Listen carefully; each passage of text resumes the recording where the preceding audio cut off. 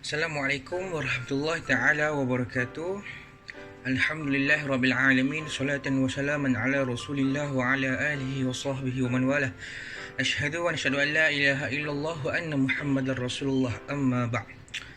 Okey. Nama saya Muhammad Alif bin Niradi. Nombor minit saya di 183108892. Saya dari kumpulan 2 Al-Quran dan Tajwid, ingin membentangkan tajuk berkenaan dengan izhar halqi dan bahagian-bahagian dia. Okey, kita pergi kepada slide yang pertama berkenaan dengan hukum tajwid. Yang mana hukum tajwid ni ialah ilmu tentang cara membaca Al-Quran dengan baik dan betul, dari segi harakat, panjang pendek, dari segi dengung, dari segi mati, hukum iqlab semua. Tapi pada hari ini saya akan jelaskan berkenaan dengan izhar halqi. Kalau kita lihat sebagaimana firman Allah Subhanahu Wa Taala, A'udzubillahi minasyaitonir rajim, warattilil Qur'ana tartila, dan bacalah Al-Quran dengan tartil. Yang mana tartil ni bermaksud baik atau betul lah, kiranya bertajwid lah. Daripada surah Al-Muzammil ayat yang keempat. Dalam surah ni Allah kata kalau nak baca Quran tu, bacalah Quran dengan penuh tartil dan bertajwid. Kiranya bacalah Quran dengan baik dan betul. Okey, kita teruskan dengan tajuk utama yang saya ingin bentangkan pada hari ini, ialah berkenaan dengan izhar halqi. Okey, izhar halqi ialah nun bertanda mati atau tanwin bertemu salah satu daripada 6 huruf halqi. Okey, 6 huruf halqi ni sebentar lagi saya akan sebutkan apa huruf-hurufnya. Izhar pada bahasa bererti jelas atau nyata. Halqi pula bererti kerongkong. Ini halqum kita ni. Dia kerongkong. Izhar pada istilah bermaksud melafazkan nun sakinah dengan jelas tanpa dengung. Kiranya izhar ni pada istilah ni melafazkan nun sakinah atau tanwin dengan jelas tanpa dengung. Kiranya jelaslah bacaan nun atau nun sakinah atau tanwin tu jelas, tanpa dengung dengan huruf-huruf halqi tadi. Kiranya tak perlu dengung untuk membacakan huruf-huruf halqi tadi.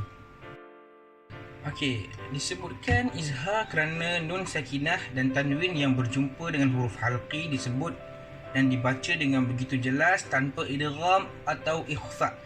Okey, izhar seperti saya kata tadi, izhar ni membaca secara jelas dan nyata, tanpa menyebutkan huruf idgham atau ikhfa.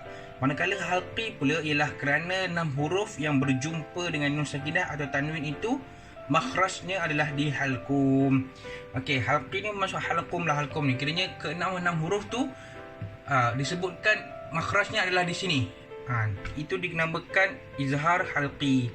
Secara jelas, yang menyebutkan secara jelas huruf-huruf 6 huruf di halqum. Okey, kita pergi pula kepada slide yang seterusnya berkenaan tanda-tanda izhar halqi. Izhar halqi ni dapat dikenal pasti dengan melihat nun sakinah yang mempunyai tanda sukun di atasnya dan tanda tanwin yang selari. Okey, kita lihat gambar rajah yang saya telah sertakan tu. Itu huruf nun sakinah dan tanwin dia mestilah selari. Kalau tak selari tu bukan izhar halqi.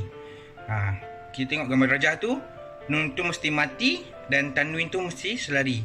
Itu kalau kita nak tengok untuk kenal pastilah itu adalah izhar halqi. Tanda-tanda izhar halqi. Okey, kita teruskan dengan slide yang seterusnya berkenaan dengan huruf-huruf izhar halqi. Yang mana huruf-huruf izhar halqi ni seperti saya katakan tadi ada 6 huruf halqi. Yang pertama kalau kita lihat dalam slide gambar rajah, yang pertama hamzah, yang kedua ha, yang ketiga kha, yang keempat ain, yang kelima ghain dan yang keenam ha. Ha bulat. Kira yang keenam ni adalah huruf-huruf izhar halqi, yang mana kalau kita jumpa dengan huruf nun mati ataupun tanwin, tak perlu kita sebutkan huruf-huruf ini, yang mana kita perlu jelaskan huruf tanwin dan nun sakinah tersebut. Okey, kita pergi kepada slide yang terakhir yang mengenai tentang cara bacaan izhar halqi ni. Macam mana cara bacaan izhar halqi ni? Cara bacaannya, kita hendaklah menzahirkan bacaan nun sakinah dan tanwin tanpa mendengungkannya. Kiranya kita kena jelaskan bacaan nun tu, kita kena nampakkan bacaan nun atau tanwin tu tanpa dengung. Cara yang kedua, menekankan hujung lidah ke gusi depan sebelah atas dan tidak membawa suara ke pangkal hidung. Dan yang terakhir, mempercepatkan sebutan nun untuk mengelakkan dengung. Kiranya bacaan Izzah Halqi ni satu je, tak boleh berdengung, jangan berdengung. Kiranya kalau dengung tu dah kira hukum tajwid lain dah.